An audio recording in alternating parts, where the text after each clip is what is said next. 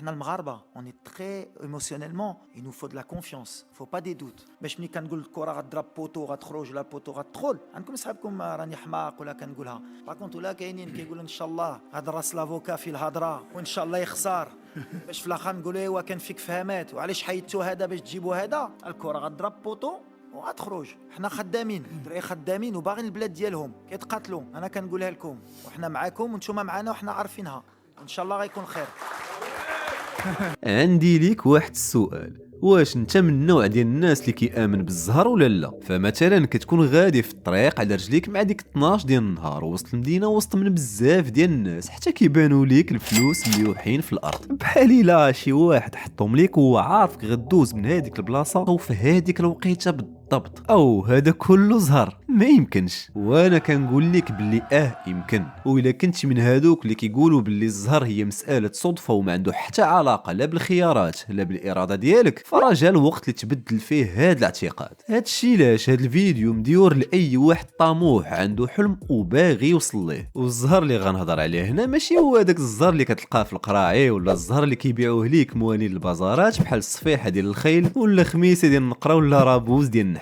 لا لا لا ماشي هاد الزهر هذا. هو ما كرهتش الصراحه، ولكن كون كانت الصفيحه فيها البركه كل الحمار اللي عنده ربع ما يهش هم البشر كامل على ظهره. في الحقيقه هادو غير خرافات بحال الا شفتي قدك حال ولا الا دزتي تحت سلوم نهارك غيدوز عليك منحوس. اما الزهر اللي غنطرق ليه في الفيديو وما غادي تلقاه في حتى بلاصه هو الزهر اللي علميا ناتج من اتباع تصرفات وسلوكيات الناس اللي كيدعوا انهم زهارين بتحليل اسلوب حياتهم وعقليتهم. الزهر اللي غنهضر عليه هنا هو الزهر اللي متعلق بالاسباب، الزهر اللي كتقلب عليه انت بالعزيمه والاصرار ديالك، الزهر ديالك في اغتنام الفرص الصحيحه وفي اختيار الطريق المناسبه، الزهر اللي ماشي وانت جالس كتسناه يجيك، الزهر اللي الشخص الوحيد اللي يمكن ليه ياثر فيه هو انت. هذا هو الزهر اللي كنعني. ما تمشيش بعيد وما تمشيش غلط، حيت الوصفه السحريه اللي كاينه هي الطريقه اللي كيفاش كتوظف بها السلوك ديالك. هادشي علاش غنشوفوا 4 ديال العادات خطيره غتبدل لك الشوفه والمعتقدات ديالك على الزهر.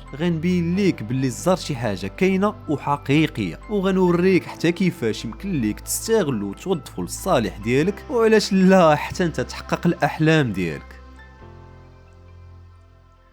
دابا قول لي بيني وبينك، الا بقيتي جالس في الدار وساد على راسك، شحال من مغامره غتعيش وشحال من فرصه غتتاح ليك؟ بلا ما نكذبوا على ريوسنا ماشي بزاف. واحد البنت كانت دايره مع واحد الدري يمشيو للسينما، وبالمثل واحد الولد كان ناوي يتلاقى بواحد الدريه في السينما وفي نفس النهار. الغريب في الامر حتى واحد ما جا، لا داك الدري لا ديك الدريه. وهكذا كيفاش بدات القصه ديال ديك البنت مع داك الولد حتى تزوجوا وداروا وليدات. اول حاجه خصك تعرف الناس اللي مزهارين كيعرفوا يستافدوا من الفرص اللي كيواجهوا. كيفاش؟ فرا كيحاولوا كيبداو من تقريبا والو، غير هو كيستعانوا بالتفاعلات الخارجيه للصالح ديالهم. شي تلاقيه ما متوقعاش مع شي واحد مثلا، على عكس الشخص اللي ما مزهارش اللي كيبقى جالس كيتسنى حتى يجي الزهر يدق عليه في باب دارو. وكفس من هادشي الشخص اللي كيقول على راسو منحوس هو الشخص اللي كيشلل راسو والحركه ديالو غاب التفكير. العدو ديالو الوحيد اللي كيفرانيه هي الافكار الحدوديه ديالو. حيت الا جيتي تشوف معايا مزيان غتلقى بلي الناس اللي مزهارين اغلبيتهم طبعهم منفتح على الناس واجتماعيين، وحيت حنا عايشين في عالم طاغين عليه المعارف وباك صاحبي، فرا كتلقى هاد الناس اللي منفتحين هما اللي كيستغلوا الفرص اللي كتعرض عليهم. بحال فاش كتدخل شي خدمه جديده مثلا، كيجي عندك وكيسولك وكيقول لك شكون اللي دخلك. وهاد القصه تيقوا بيا وقعت ليا شخصيا. اللي بغيت نوصل لك من هادشي كامل هو التركيز ديالك غير على داكشي اللي عندك وعلى داكشي اللي ما عندكش، زائد الخوف ديالك من المغامره كيمنعوك من خلق علاقات واكتشاف فرص جديده. كون انت هو البطل ديال حياتك ولا غتضيع وقتك وانت كتسنى عمرك كامل التخريجه السحريه للمصير ديالك.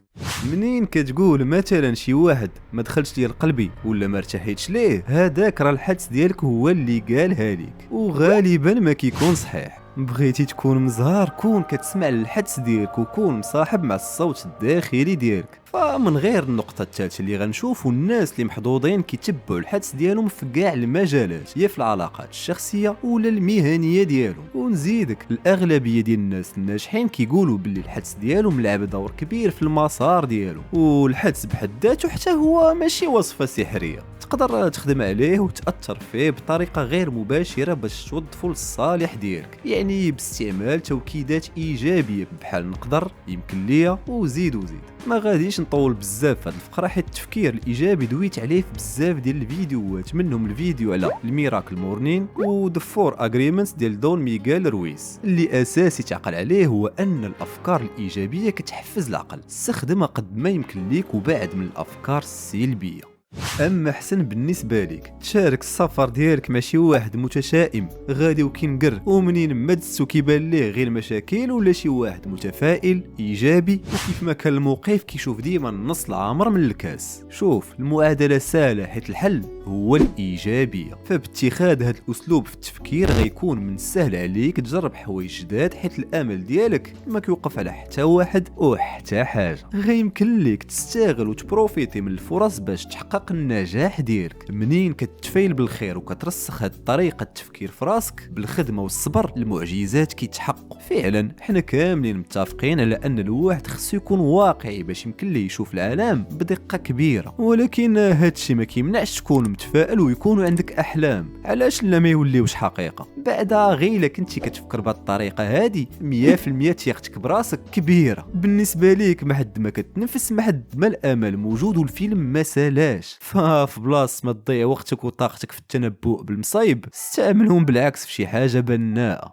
تكون انسان متفائل شي حاجه زوينه، ولكن شنو خاصك دير الا بالرغم من كل هاد الايجابيه وهاد الجهد كامل الحوايج مشات عكس المتمنيات ديالك؟ نمشي معاك انا كاع بعيد. ها انت دابا كدير كل شيء مزيان وبالطريقه الصحيحه، واخا هكاك النحس تابعك. شنو هو الحل اذا؟ شوف، ما كاين حتى سر، ولكن الناس اللي فرحانين في حياتهم ماشي بالضروره ناس عندهم الزر واللي قاسوه كيتحول للذهب. هما ناس كيعرفوا يتعاملوا مع وقت الشده بطريقه مختلفه على الناس اللي كيقولوا على راسهم منحوسين. كيمكن ليهم يخرجوا الايجابي من السلبي، وهذه هي القوه ديالهم. اللي ما قتلك قواك ومن ورا كل نهار مغيم كاينه سيمانه كلها مشمشه. غير هو المشكله اللي طحتي فيها اليوم، حاول تجنب تطيح فيها حياتك كامله. ما عندكش بزاف ديال الحلول. هادشي علاش منين القضيه كتزير وكتصعب عليك، جوج اختيارات هما اللي عندك: يا تنسحب ولا تكمل السباق. وكيف قلت لك في الاول من سمات الناس المزهارين الخدمه، الصبر والتفاؤل. بحال القصه ديال داك خونا اللي كان باغي يشد البيرمي ديال الطوموبيل وهو نازل في الدروج طاح وترسات ليه رجليه، ومن ورا ما تشافى جا عنده واحد صاحبه وقال ليه: عقلتي على داك النهار الصراحه ما عندك زهر، في الوقيته اللي كنتي باغي تعلم تسوق وقعت لك الحادثه. داك خونا اللي طاح في الدروج بقى كيضحك وصاحبه تعجب،